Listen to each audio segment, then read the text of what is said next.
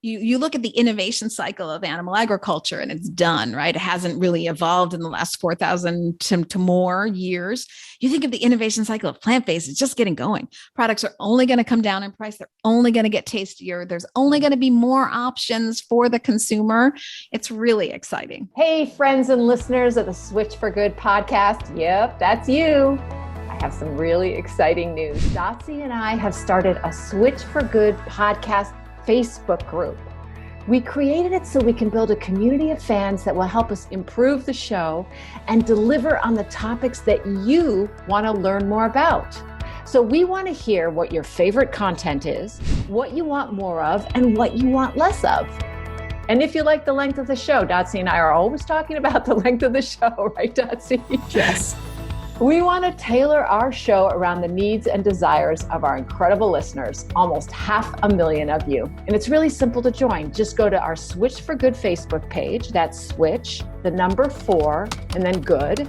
And then click on Groups. And there we are, the Switch for Good podcast chat. You can post directly in the group, share ideas, talk to other listeners, and connect with like-minded folks. So go, run, join our Facebook group and tell us what you want.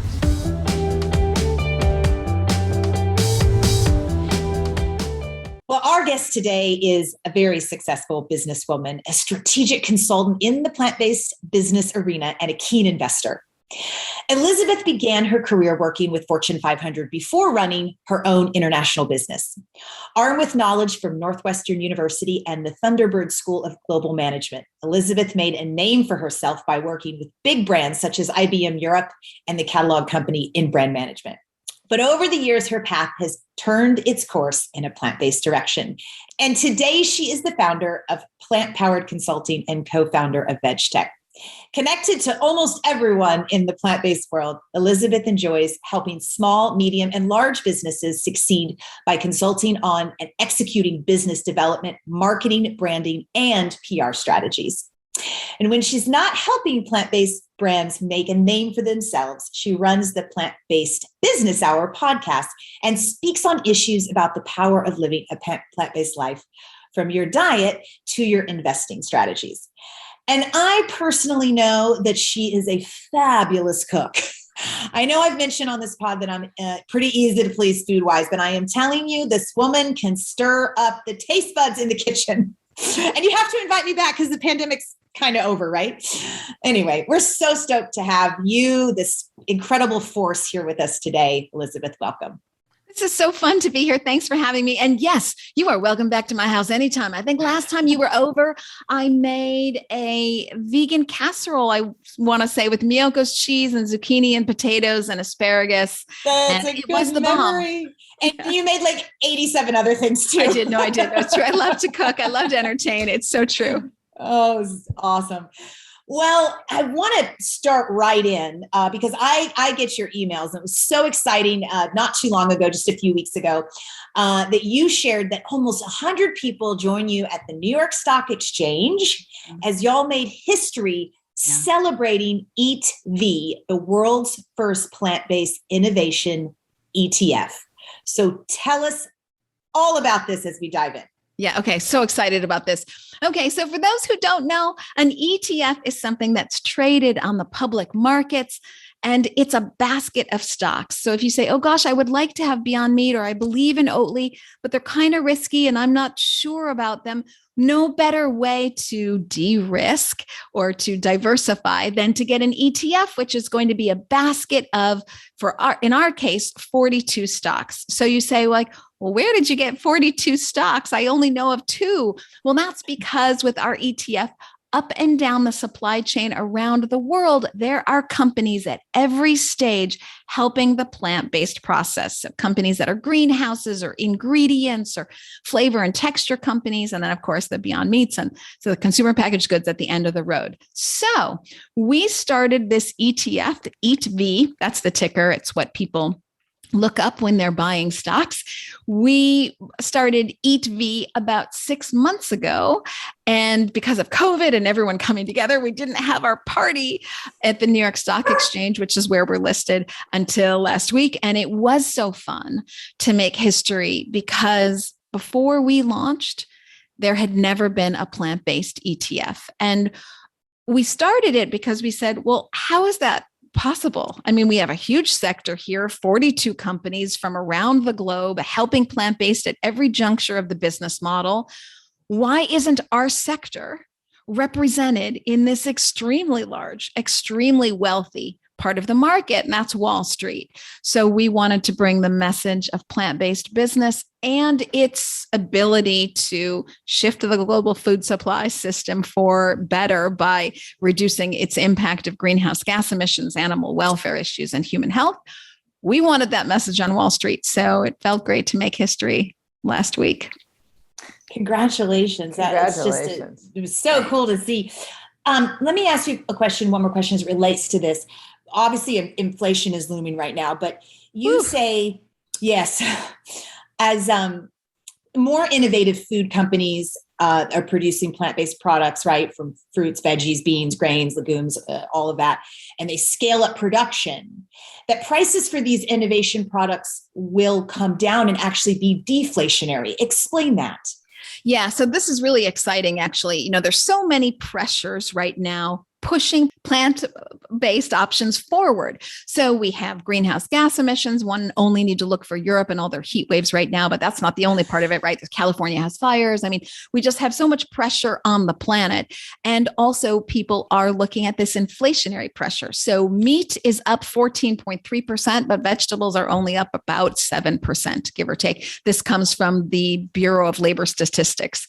So plant-based options already are faring very well in this time of inflation because they are less inflationary. But in time, as production scales up, so there's all these efficiencies of you're making more, so you can negotiate with your suppliers and you'll have efficiencies of scale and you'll pay less to get things made. It's sort of unfair, right? The little startup pays the most because they're not making very much, whereas the big company pays the least because they're making more. So you'll start to have these efficiencies of scale and you'll see those prices come down. And that's without the help of subsidies. So, you know, we talked about that inflationary number, meat being 14.3% up in inflation and vegetables only being like 7%. And that's with the help of subsidies being your tax dollars, folks, going to keep those prices unnaturally low. So for dairy, for meat and dairy and a lot of other animal products that have been around for a long, long time. Mm-hmm. Which, you know, because I work in the capital markets, you know, the fancy term for Wall Street, you know, very frustrating to not see the free market work as it should. You know, subsidies get in the way of things. They don't let the market forces work out what they should work out on their own. So if meat really cost what it's supposed to cost without the subsidies, without your tax dollars going to it, you know, it'd be a lot more expensive and a lot more people would find their way to healthier options and plant-based foods because it would be a level playing field. But right now we have subsidies. So, you know, these incredible inflation numbers are even with subsidies. For me, that's gobsmacking. Yeah.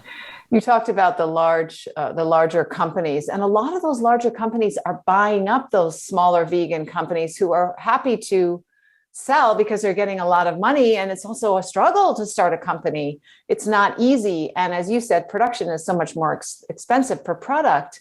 So what are the upsides and downsides for the planet, for humans, with this change of the mainstream suddenly understanding the financial pluses of owning plant-based companies? Yeah, it's really exciting. So I think, you know, if you bought semiconductors a while ago, so I'm getting a little bit deep into the weeds. Let me think of, if you bought Apple on the stock market a while ago, you're pretty happy now because that had a huge secular trend. We no longer use a telephone. We no longer, you know, have a phone plugged into the wall. Mine was like an avocado green when I was growing up, you know, So my pink telephone also, that doesn't exist anymore. We all have iPhones. So that's a secular trend. Everybody left the landline and they moved to the cell phone, and stocks reflected that. Well, we see the same is true for plant-based innovation and plant-based stocks. So as the world shifts away from meat and dairy, because they have to, We can no longer afford to misuse our land resources, our water resources, our time for that matter. If we're going to feed the growing population on the planet, we must have a more efficient business system that's plant-based. And I'll explain that in a little second if you'd like to. Yeah. So that's, if you'd like me to. So that's going to make everyone shift their consumer preferences. You're already seeing this because according to the Plant-Based Foods Association, plant-based foods, including meat and dairy alternatives, they're up 3 times compared to the global food sector. So you see consumers wanting more and more plant-based options to the tune of 3 times more. So as people start to shift their consumer preferences, and they are now, you'll start to see that secular trend grow. And the stock prices will reflect that as these products become more in demand. So just like if you owned Apple a while back, you're really happy. We really see that, it's a secular trend coming for plant-based, and the market's going to reflect it. And is it all good? Do we want the smaller companies to be bought up by the larger, the Foster Farms and the Danone? Yeah, exactly. Danone. Yeah. Interesting question. I don't know that they'll all be bought up. I think a lot of them are going to make it. I think a lot of them are also going to have what's called like a strategic partnership. So Danone or Nestle or something doesn't actually buy them, but they work in partnership so that Danone gets a little bit of the IP and the innovative sense of the entrepreneurs, those great big ideas that a big company can't do. But then the small company gets their distribution channels and their relationships with grocery stores. So there's that kind of partnership where no one owns each other, but they kind of work together and maybe split some of the profits. So I think you're going to see a lot more of that. And I do think some of the, Eat Just companies, they're bigger, the Beyond Meats, Eat Just, I think they're going to continue to make it on their own. The real small guys might be bought up. And that's not so bad because they do get those big distribution channels from something like a Nestle. And they also get their advertising dollars. And that's what I really want. Think about the last time you saw an ad that said, "Oh, it's so manly to eat meat." Haven't seen one of those in a while. Soon we're going to see, look how manly it is to eat veggies. Those big advertising dollars are what I'm after. And you know what, Elizabeth, as I think because you and I have chatted a lot, the dairy industry was the title sponsor of the United States Olympic Committee for 10 years. And every Olympics, we would see milk commercials. Yeah. The last 2 Olympic Games, both winter and summer, 0 milk commercials. Like they are getting the message that we're not buying it anymore. And as far as dairy is concerned, in my belief system and what I'm seeing is they're hanging on to their last stronghold, which they still have quite a grip on, which is children, families, pediatricians. It's fear mongering the parents. That's what they're using. But say just what you're saying. No more dairy commercials on the Olympics. It's like they just feel like, oh, I can't even. The athletes know. The athletes know. We were feeling it's stupid. Yeah, it's not working. Yeah. Particularly if your livelihood, so that's an athlete, your livelihood is tied to your performance, you can't risk it. You can't be playing around with milk when you're not going to perform as well because of, what milk does to your body. So, and I think a lot of mothers, are open to plant-based milks. I'm seeing this more and more because not all children take to it well. So I know we're fed the information that, you can't grow without milk or something, or it's good for your bones or something like that. But that, on the ground, that's not always the case. I've had several mothers say to me, my children were sick and I had to immediately switch away from cow's milk in order for them to be healthy. Yeah. There's dairy allergies and lactose intolerance, and it affects so many areas. We're just in the midst of starting a pediatrician program, and it is amazing how many are aware. So many pediatricians are they're aware of the downsides, and it's like they've heard of it before, but because their only job, and this is a pediatrician that told me this, their only job for the first 5 years of the child's life is to keep them alive. And this pediatrician said to me, I think we are probably the most antiquated of any physicians on planet Earth, pediatricians, because we're fearful, kind of operate off of fear. And so pediatricians, they know there's dairy allergies and they know it gets kids really sick and they know there's lactose intolerance, et cetera, but they just still feel scared to not suggest dairy once the kid turns 1. Oh, wow. Like the perpetuation of the belief system is still in there. Wow. Yeah. And that lack of courage for doing the right thing for the kids' health, but they don't want to be the one that stands out. Right. Like this. Yeah. That's Yes. Anyway. Well, I mean, I so believe in, investing with your values. So for those folks who are switching out meat and dairy, you can make such a larger impact in addition to your meat and dairy non-choices, by putting your dollars behind your values. So there's a report that just came out with the Boston Consulting Group saying that, if you invest in plant-based innovation, you're going to see 3 times to 20 times more impact with plant-based innovation for the planet than you will with alternative building materials, alternative transportation. That includes cars and aviation. So for those people who are thinking about their own personal health or the health of the planet or animal welfare or food insecurity or deforestation or biodiversity loss, it was just absurd to us that there wasn't an option in the public markets for people to invest with their values. And so we thought, well, I'm sure some big corporation will do it. They'll come out with an ETF for plant-based, and they never did. And so we thought, well, then I guess we're going to do it because we know the pent-up demand. So many people don't want to just switch out their milk. They also want to invest in the companies that are innovating for change and be a part of that secular trend and revolution. And I think you're seeing more and more consumers really, particularly with the environmental message, get behind it and invest with their values. You talk about how it not only helps the planet and animals, but it also helps the actual investor. Can you elaborate on that? On the Plant-Based Business Hour, I did have a doctor on who was a psychologist who'd said that he found there was a link between depression and eating meat and dairy. And that, obviously, if you don't feel well personally, it's going to pull you down. And so I think for those folks that maybe are susceptible to that, I don't want to speak as a doctor, but I will just reiterate from the interview that I had with him saying that a poor diet of meat and dairy had caused some of his patients to experience depression. I think it was you wrote that when we are aligned with our values, we have better mental health. I also now know what you're thinking about. Can I derail and tell my own story? Please. Okay. So Definitely. I've been trying to go vegan since I was a kid. It's like my earliest memories that I couldn't eat meat. I couldn't chew it. It was the taste, but it was also like that fat and gristle. And like, I just couldn't physically do it. Of course, I knew nothing about factory farms. Couldn't tell you what the state of animals were, except that I loved animals, but couldn't do it. Well, my folks, being people who love me and I love them back, there's no problem. They were panicked. Our kid's going to die. She's not going to get protein. Oh my God. It was a pretty strict household. So they I'll say punished me. I couldn't leave the table until I had eaten all my meat. Meanwhile, my entire family was watching the Brady Bunch and they were laughing and having a great time together. I was not allowed to leave. Well, I wasn't faking it. So I'd be there 3 hours by myself, 4 hours by myself, really long time. Then I started hiding meat everywhere, like in my pants pocket, underneath the radiator, underneath the table. I dig out all the garbage, put it in the garbage can, put all the garbage back. Then, of course, they found me for lying.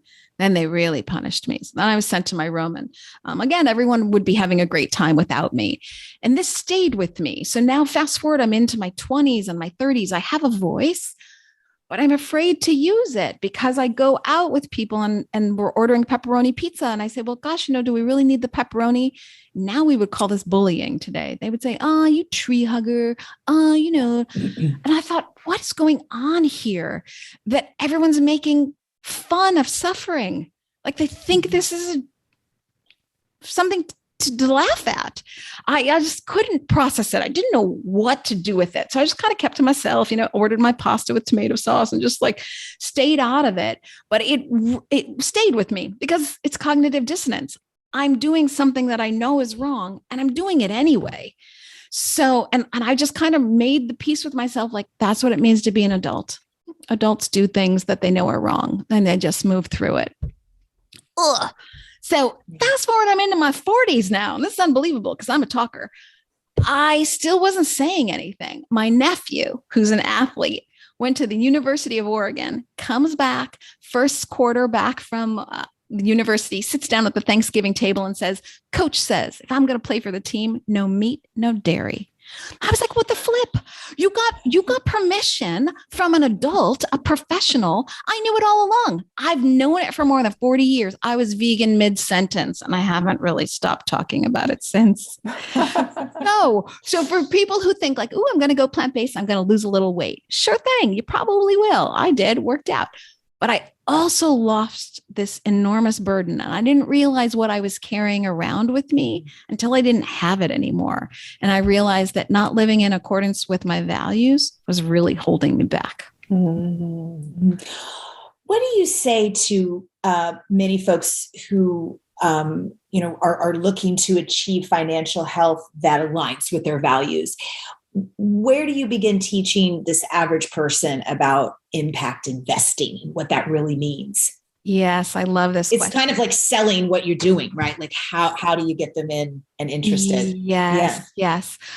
So first of all, I'll say investing is a totally personal choice. Everybody needs to read up and do their due diligence and educate themselves. And you have to sort of be comfortable with what you're investing. So when one is investing, they're never investing like their grocery money or their rent money. If you're investing at a level beyond what you already spend to live, that you're thinking about your future plans and you'd like to invest for the future. So when you do that, what I would say, and folks, don't listen to me. You also want to do your own research. But what I would say as CEO of VegTech Invest, which is the company that has launched the EAT-V ETF, is, first of all, think about what's important to you. Because your investing should reflect who you are, and it should reflect the change you want to see in the world. So we try to make lots of change with our diet and also maybe how we treat people and maybe how we vote. Here's an opportunity, maybe what we talk about on social media, here's an opportunity to magnify that with your dollars. So invest along with your values. So for some people, for me, it's animals, animal welfare, food insecurity, the health of the planet. For some people, it might be labor rights, or, you'll have to find this for yourself. So first, dig deep within yourself. Then do the research to find what kind of theme is out there. I speak about the public markets because that's usually the only market that's accessible to people. Sometimes people want to do venture capital investing, but you have to have like $250,000 really to get in there and sort of invest with the big folks. So let's say you've just got $10,000 or a small bit of $5,000, $100, you go to the capital markets, the Wall Street, and you find that theme that's important to you.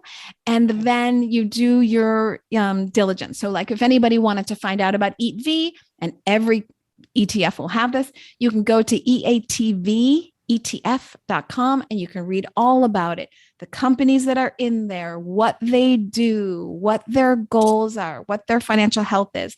And you can start to invest alongside your values. Now, I would say those value-oriented investments, you don't want to put all your eggs in one basket. So much of finance is just like the stuff you learned as a kid, like don't put all your eggs in one basket. So you might want to have like something that's reflective of the market in general, so the S&P 500, but then save 10% for what you really want to see change in the world. That's impact investing. And you're seeing more and more proof, again, that Boston Consulting Group report that says, investing along your values can actually really have a strong impact on the planet. But I want to note that your ETF has 42 different funds in it. That I saw Fisker in there, which is the car company, right? Yes. So Yes. It is quite diversified within itself, which makes it a safer investment than just choosing one stock. It's not just food. Yes, Right. yes. So let me talk about that because that's so fun and interesting. Yes. So we do have 42 companies, global companies from around the world that are all focused on plant-based. So that's innovating with plants and plant-derived ingredients to create animal-free products for sustainable consumption. And that in the end is going to address climate change and food insecurity. So what kind of companies? 42 of them. My gosh, where'd you get those? What are they? Well, okay, we start with way down, or I guess I'll say way up the supply chain, the greenhouses, my word, the precision watering companies, all these kind of ag tech companies that are making it possible to grow more vegetables, be more prolific. Again, we grow vegetables and we eat them, but you also grow vegetables and then you put them in a Beyond Meat burger. So we're going to need more of these novel ingredients. So ag tech and greenhouses and things like that, vertical farming. Then we move on to the novel technologies and innovations like precision fermentation and cultivated meat. Yes, cultivated meat is in Eat V because they use plants. They use sugar water. So the sugar cane is a big ingredient to making cultivated meat. So anything that is replacing animals using plants and plant-derived ingredients is because that's feeding the cells. That's right? feeding the cells. Yeah. Sugar. Okay. Yeah. Yeah, exactly right. That's how they grow. That's how they proliferate. Then, so we have these novel technologies. Then we have ingredient companies like Ingredion and Burcon Nutriscience. They're, chickpeas and fava beans, and because we're going to need more ingredients as we grow the sector. Then we have texture and flavor companies like Givaudan out of Switzerland, which is focused on making those plant-based burgers taste really good. You got to nail that texture, nail that taste. Then we have consumer packaged good products like Oatly, Beyond Meat, Vita Soy out of Hong Kong. But we also have plant-based material innovation. So we don't want to get animals just out of the food supply. We also want them out of our leather, for example. So when you look at Tesla or Fisker, you're looking at these car companies that have dedicated themselves to 100% vegan leather. This is really important because with Tesla, Tesla did it first, that they committed to 100% vegan leather, and they had such an impact on the market that they forced Mercedes-Benz and BMW to go 50% vegan leather. So when you see a company like that can directionally shift the entire market, it's important. So we also have Elf Beauty. They make cruelty-free makeup. I love them. Their marketing is so good. So, I have their primer on. Oh, yes. I knew they were vegan. Yeah, they're so cool. cool. They're great. Yeah, they're great. Really they're very inexpensive and they're great. And I've told this story on the podcast, but I was in jail for a couple of days for rescuing animals. And one of the women in the cell next door, after 2 days, she still had her makeup. I'm like, what makeup do you use? And she said, I use Elf. And I went out and bought Elf because I look like, you look like I hadn't worn makeup for years, nor washed my hair, as a matter of fact. But no, she looked great still there. That is awesome. I love them. They are up to great stuff. So innovative. So, we like to see that innovation in food, but also materials. Yeah. Right. Great. Yeah. That's fantastic. Now, let me ask you something. As a consultant to companies who are either plant-based or want to go plant-based, where do you come down on the plant-based or vegan wording, and where do you recommend it be used, and how's the word vegan doing these days? Yeah, I love this question. So I always tell my clients, who's your market? And if your market is very vegan, if your market says animal rights folks, let's say, but vegan is bigger than animal rights folks, of course, but who is your market? If they are really identifying with the word vegan, then that's the word for you. So first you got to know who your consumer is.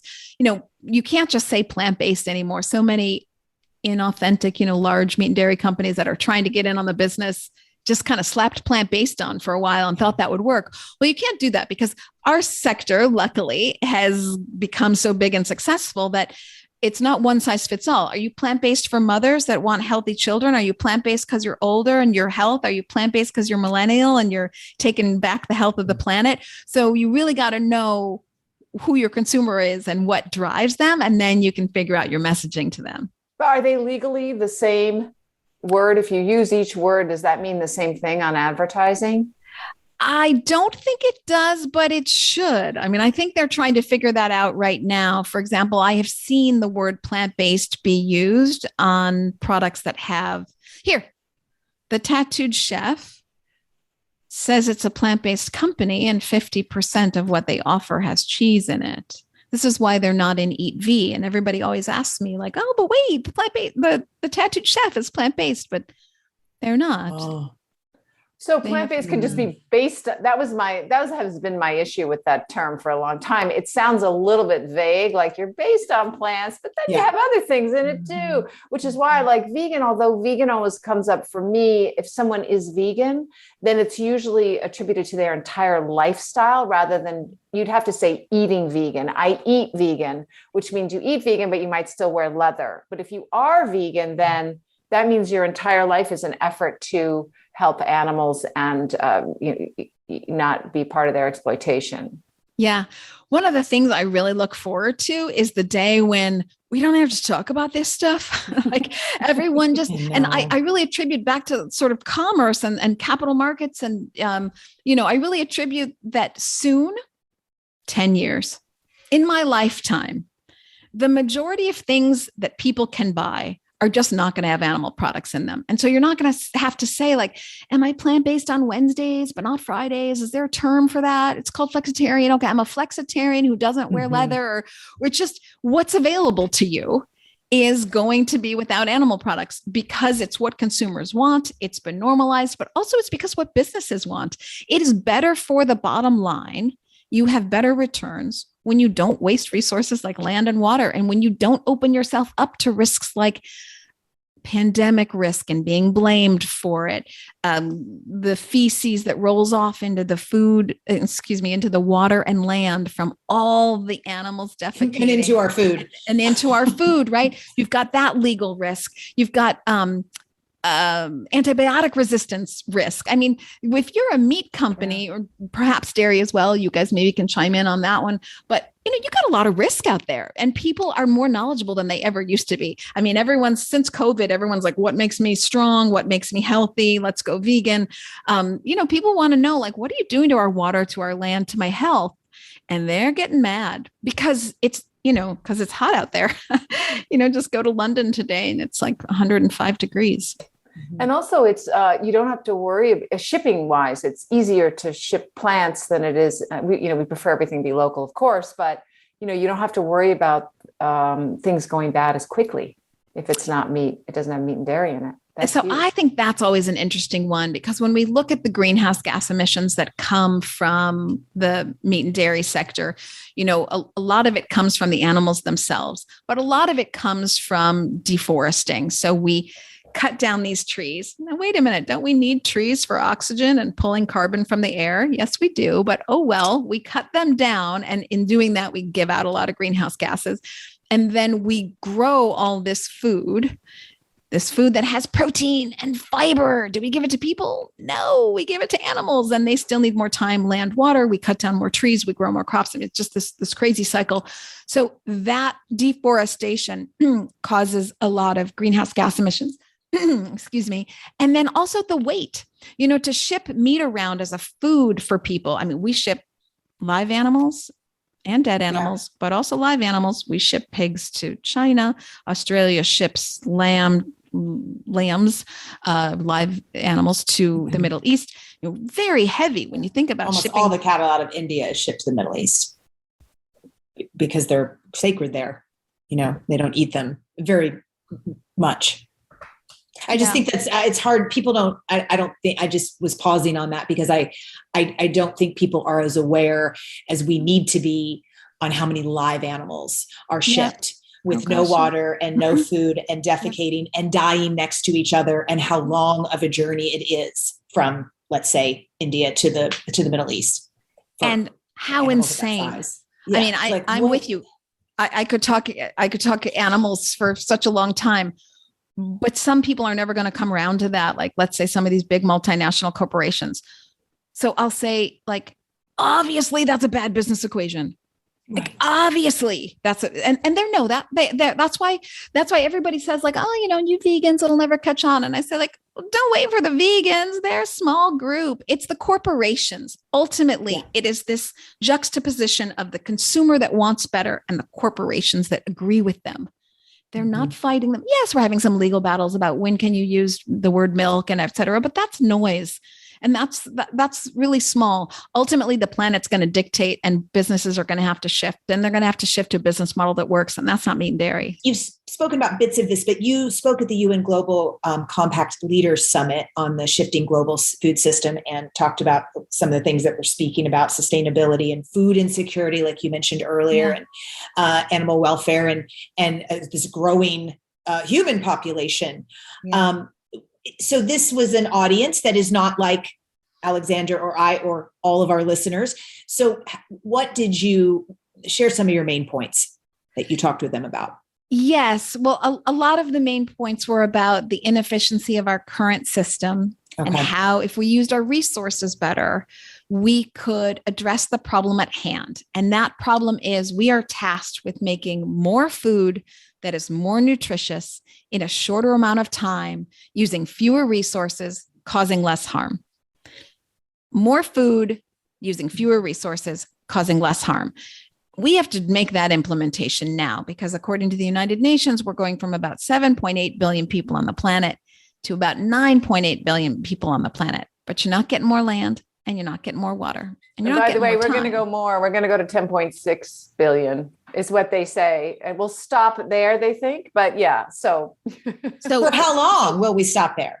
Yeah, supposedly that the new report just came out, like Elizabeth said, that they instead of 11.2, which was its prediction for their medium prediction for population size, they now think it's going to stop at 10.6, which I think is good news because it's half a million people fewer, but it's still half a billion. Sorry, it's half a billion people fewer, but is that by 2050 or what's the? No, I think they think it's going to stop growing in 2080 at 10.6 billion. Yeah. But yes, we're going to we're hitting 8 billion in November of 2022. So we're going to have to feed and we have the added pressure of climate change to feed even more and more people. So we're just digging this hole deeper and deeper.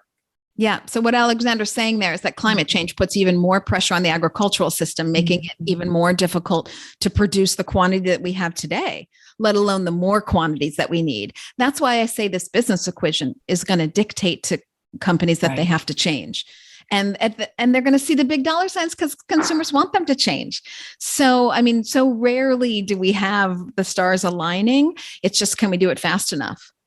Tell us some really great success stories of businesses that might have been mainstream that are now really understanding and changing their business model to plant-based because of the financials and maybe a little bit of the ethics, but probably mostly the financials. It's mostly the financials. And I will say that some of these companies, I don't know if they're getting it in full or if they're just kind of hedging their bets, but we all know where the planet's going. So therefore their business equation has to reflect the planetary crisis because resources are just not going to be available to them. So here are some of the companies that have pivoting, let's say, to greater or lesser degrees. That would be Cargill.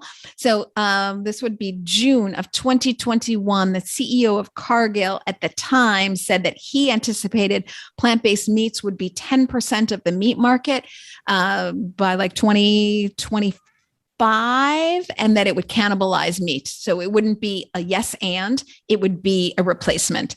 So Cargill's been doing that. They changed their name from a meat company to a protein company to reflect that they really don't care. They'll just make food. Doesn't have to be meat, just has to be food. So their JBS has done the same, from a meat company to a protein company. Really? Yeah, largest meat producer in the world. Yeah, and there's just a lot of, they have a shady history, so that's exciting. They got a long way to go. For them, I think right now it's still like a yes and product, but I will say I've tried their plant-based chicken by one of their sub-brands that is owned by JBS. It's called Planterra, and the line of chicken is Ozo. It's super good. I was like, wow. I mean, this is what happens when you got a budget. So, Exactly. you nail the taste, right? And you nail distribution and you get it where people can, because ultimately you can't ask people to sacrifice. It has to be taste. It has to be really inexpensive. And it has to be easy to access. Who are we kidding? So some of the others, Nestle, Danone are getting into it to varying degrees. Maple Leaf Foods out of Canada, they have the Green Leaf subsidiary, which is Light Life and Field Roast. And Hormel. I mean, who would even think Hormel? Tyson has one product to me that really feels like barely anything. So, for them, it's probably a yes and. I don't want to put words in their mouth. I really don't know. But anyways, you're seeing these major meat companies come on the scene with plant-based options and plant-based investment. So like JBS, they've not only launched their own brand, Smithfield has also got a brand, but they have invested in a plant-based innovation center. So you see, they're thinking long-term, not sort of, I'll just launch a product and take it off the shelves if it doesn't work. So do you think for all of us who want to not only invest with our values, but consume and purchase products with our values, should we be purchasing from Smithfield's plant-based stuff, or should we be going with the smaller company that always had good ethics from the beginning? Tricky business, right? I mean, this is such a personal choice. So I don't want to tell people what to do. And I think of like, I'm not telling you just from a, I know that you don't want to give investment advice. This is more like for the planet, for the animals. Yeah. What in the end will do the most good? Yeah, definitely. I mean, I like to, David versus Goliath. I love to see the little guy get in there and really, really win big, So for that small entrepreneur, like every sale matters for their little company. So I really like to see, and we would even consider Beyond Meat like small compared to something like JBS or Cargill or something. So, I like to see those independent folks make it. But, I think of the mother of three who's like just trying to run through the grocery store, buy anything she can, get home and make dinner for 3 kids and still go to work the next day. So, for some people, just grab plant-based if you can, just first to go there.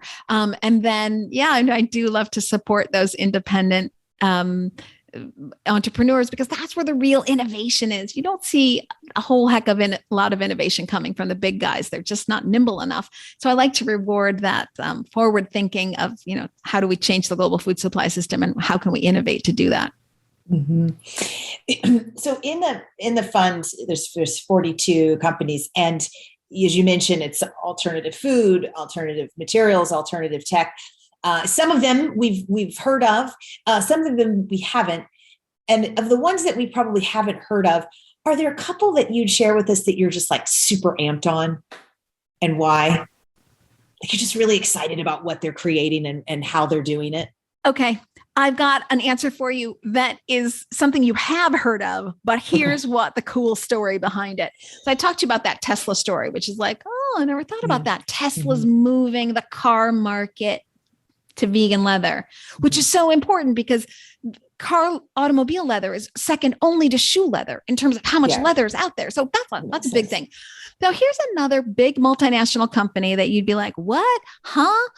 AB InBev. So they make beer, and Anheuser-Busch. AB InBev is their like corporate name, but Anheuser-Busch, they make beer, and the majority of their beers are vegan, no animal products, which is great. Now there's, it's hard to be absolute when you've got a company that's this big around the globe. There are a couple of like malts out there that might have a little bit of something, but really we're talking, they've hung their hat on majority of their beers are vegan.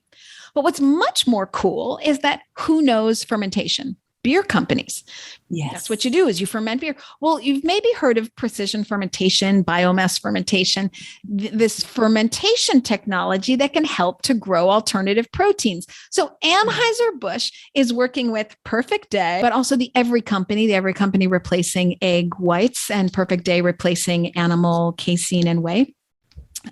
They're working with them to help them scale their fermentation technology because AB InBev at Anheuser-Busch has so much knowledge, and they've got distribution channels. They've got huge warehouses. They can lend their expertise and technology. So this kind of collaboration with the big giant and the little guy, really using their expertise to move the needle for the market, I think is very, very exciting. Just to show you also Anheuser-Busch, they make beer out of barley. Well, what happens when you've got the spent barley? Well, they're upcycling that to make barley milk called Take Two out of Canada. So, and Molson Golden, also a beer company, they also have their own plant-based milk brand because they're upcycling their barley after they've used it for beer. Now, usually that would have been used for animal feed, but here you see the direction of where they're going is they're putting it towards plant-based milk. It's right then. Now that's cool. That's super cool. So sometimes people ask me like, well, how come Tyson isn't in your fund? Because they have like this one plant-based brand. And I go, oh yeah, no, Tyson ain't never getting in my fund.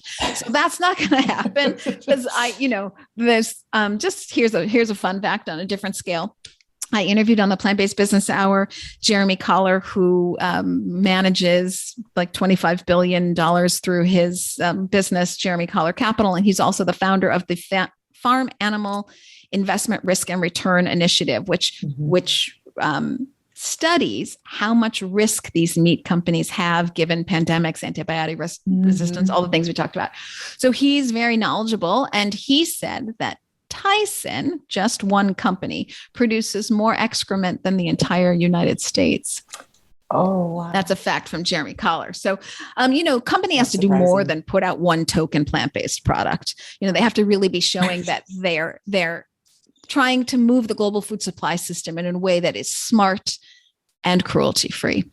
So the companies might not be 100% vegan products, but they're moving in that direction. Yeah. No.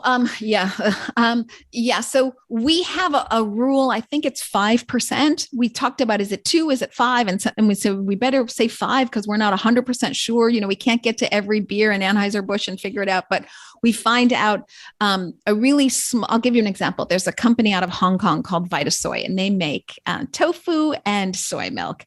They also have a line of teas, and they're huge. And of this line of teas, I think 2 of the teas have honey. So we thought, well, should we get rid of them? And we thought, oh gosh, if we start doing that, we won't have anybody directionally going. So there are traces. We call it traces. It's like between 2 and 5%. But otherwise, yeah. So again, we try to focus on companies innovating with plants and plant-derived ingredients to create animal-free products for sustainable consumption. Mm-hmm. And just a note that you'll be taking products out if they're not companies out if they're not performing, and putting new products in. So people need to look at the list before they invest. You should always, no matter who you're investing with, always look. And again, you can go to eatvetf.com to get more information. But yes, we are actively managed, which means we are always not just putting companies in and out. So you put companies in, let's say you have an IPO that happens and somebody goes public, or new companies merge. And, so you're always putting companies in, but taking companies out. We had one plant-based company that was bought up by a meat company, and we're like, well, then you have to go. I'm glad for the direction. I'm glad that they got bought up. I'm glad that meat company is now starting to make more plant-based products, but the ratio wouldn't be right. It really has to be very minimal. And you can't be currently trying to produce more animal products, So when you see Anheuser-Busch kind of get away from animal feed, that's great. But when you see Tyson creating more chicken plants, they're creating more slaughterhouses than they are with one token product, So one of our last questions. So our wonderful, incredible podcast helper was excited researching this episode and about this and what you've created with your partner. And wants to know, I know this is not investment advice podcast, but let's see if you can help guide them. How would you recommend people start investing if they just don't really have a lot of money to spare, but what you're doing is exactly aligned with their ethics and they want to be a part of it in some way? That's so kind of them. And so I don't know their name, but thank you. Love you. Kaylin. Kaylin, thank you. Love you. So, we wanted to put this together because we wanted to bring the message to Wall Street about plant-based innovation and make the connection for Wall Street, which had never heard the message before. I can't tell you how often I speak on Wall Street and they're just like blank faces, like, huh? There's a connection between the environment and the global food supply system. So we wanted to bring that message. Amazing, right? Because we're in our bubble, so we don't know. We are. So we wanted to bring that message. We wanted to direct capital, direct money to those companies that are trying to change the world and shift the global food supply system. We also wanted to, help people have access to what we believe is this next secular trend, which is very cool. But we wanted to also give an opportunity to the people who are actually growing the plant-based sector. When's the last time you guys went to KFC and stood in line for Beyond Meat chicken nuggets? Probably never. Mm-mm. Right? Okay. So these products aren't made for you and me. It's millennials who are really driving the growth. And we felt that it wasn't fair that millennials didn't have the opportunity to invest. You can't invest in venture capital where you need 250,000 to get involved. So we wanted to make a tool that anybody could invest $100, $50. You can, get on Robinhood and buy 2 shares, Mm-hmm. So I would say that if it's meaningful for you and this is something that you believe in and you've done your research and you've gone to the website, eatvetf.com, and you feel comfortable, then only invest at your level, but that can be as small as 1 share. Yeah. Okay. All right. And how much is 1 share right now? Oh my gosh, like $17. Okay. So, you can workable. You can roll the dice and do 5 shares. No, I don't want to say, I'm joking here. I don't want to be like, I'm not telling people what to do, but no. Oh gosh. No, but that's cool. Thank you. Thank you for that. Yeah. Well, thank you to Caitlin for being interested. It's just so cool that it resonates with people. Yeah. And I'll tell you, it's been fun to be on Wall Street and watch it resonate with them for the first time. And, you look at the innovation cycle of animal agriculture and it's done, right? It hasn't really evolved in the last 4,000 to more years. You think of the innovation cycle of plant-based, it's just getting going. Products are only going to come down in price. They're only going to get tastier. There's only going to be more options for the consumer. It's really exciting. Yeah. And I did try for the first time, my husband and I, Saturday night, we made some spaghetti with the new Beyond Meat, 30% less fat. Oh, it's better. We both were like, this is better. So I'm sure they've continued to innovate on the taste and flavor while they, took 30% of the fat out. So yeah, if you haven't tried it, oh my goodness. Yeah. Well, and he's awesome. I have to say, I really think the world of Ethan. Now, the stock has been struggling a little bit on the public market. We can talk about that if you want to, or we don't have to. But he is a very smart guy, and he has never done innovating. Like as soon as he comes out with something new, he's on to like, how can I make it better? How can I bring down sodium? How can I bring down fat? How can I, steak is on the plate for them. I don't know if you heard about that, but Beyond Meat's looking to come out with plant-based steaks. So come on, before baby. we go, it might be good just to touch on that, because some people might look at the stock for Beyond Meat and go, oh, you see those vegetarian alternatives or those vegan alternatives, they're no good. But really, isn't it because Beyond Meat's now getting more competition? Yeah. So and to note, the market's down 30% too. Yeah. So it's been a little sloggy. Yeah. Right. So it's not like just Beyond Meat, but true. Plant-based is growing so much that now Beyond Meat has competition where they never did before. And they've got competition from the people who have the big slotting marketing dollars. Really, it's called a slotting fee to get into a grocery store. So they're being outpriced just to get on the shelf. And then, they don't get as much space as they used to because the big folks are, taking it up with distribution. And, we're still having supply chain issues out there left over from COVID, which apparently will never go away. So, it's still tricky again, we'll call Beyond Meat a smaller company when you're comparing it to something like a Tyson or a big company. So, they're still working out that. And, in fairness, I think Ethan still has a bit of the venture capital mindset. So venture capital mindset would be like, I'm an innovator and I'm going to change the world and things are going to happen. And you can do that with venture capital investors. Now with the public market, if you're off by even a little bit, the analysts will shoot you down. You almost have to underestimate and then over deliver, which is the opposite of venture capital. So, and then I do think a lot of analysts were maybe embarrassed when Beyond Meat came on the scene and they didn't see it coming. They didn't predict it. They didn't call it. And now it's a little bit of payback. I find that they are too hard on him. That's, because there's still good growth numbers coming internationally from them. They're doing a lot of investment in China and in Holland with factories there. I mean, you showed that kind of capital deployment to grow the business with long-term vision, and you're making your brand and you're getting in first to the market. There's a lot to be more optimistic about than they are. So they're a little tough on Ethan. Yeah, that makes sense, though. I can see how that would come in that way. And they have, well, they've probably had jerky for a while. I just found it, but that's another product offering that's really interesting and delicious. And it doesn't seem to be everywhere like the meat is. So you have to go search it out. But I found it at Walmart. So, I was going to say, I'm finding that jerky like popping up in places I wouldn't have expected.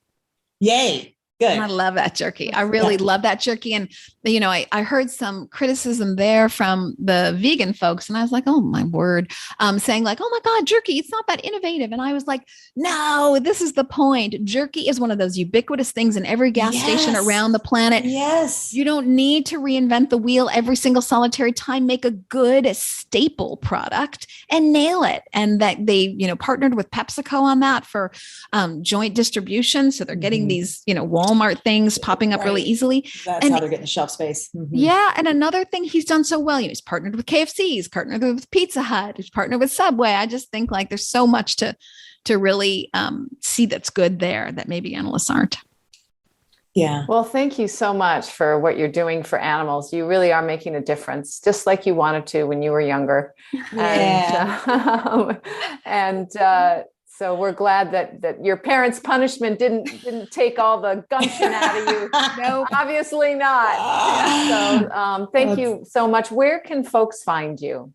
Oh, yeah. So you can in all your different incarnations. I know. Gosh, doing way too much. You can always find me on LinkedIn. Always, always, always. So that's a great place to message me if you want to find me there. Hopefully, if you feel like it, you'll subscribe to the Plant-Based Business Hour. That's everywhere, iTunes, etc. And then, if you do want more information about EatV, you can go to EATV-ETF.com. And, I think you can reach us through there too. If you're on that site and you have some questions, you don't want to go to LinkedIn, you can just kind of find us right from there and email me too. Great. Okay. This was so fun and so informative. So yes, if everyone just starts investing after this podcast, high five. Yay, yay, yay, yay. Thank you. Oh, that's beautiful. Well, thank you both for all you do. Thank you really, truly for moving the needle for animals, people, and the planet. So really, I'm huge fans and very grateful to be here, but really grateful for all the work you do. Hey, folks. Okay. Back by very popular demand is our plant-powered plate fridge magnet, which you are going to receive for free if you leave us a rating and a review on whatever platform you're listening to this podcast on. So here are the details. Just write your quick review. Does not need to be long, does not need to be a whole story. Just be honest and speak from the heart. Then take a quick screenshot of the review you wrote and email it to us at podcast@switchforgood.org. That's podcast@switchforgood.org. And include your mailing address so we can send you a power plate. We are doing this because the more reviews we garner, the higher we go in search results, which means more folks will learn about our podcast. So the power is in your hands. Leave us a review and zoom, your power plate arrives at your doorstep. So thank you so much for tuning in today. If we helped you in any way, then click the subscribe button and let's keep hanging out together. We have so much more to share with you. And if you need more information on actually making the switch for good, please visit us at switchforgood.org for loads of info. And you can subscribe to our mailing list where you will receive all sorts of super cool gifts, discount codes to our very fave dairy-free products, and a lifetime of powerful health tips. So join us on the journey to switch for good. This is the future.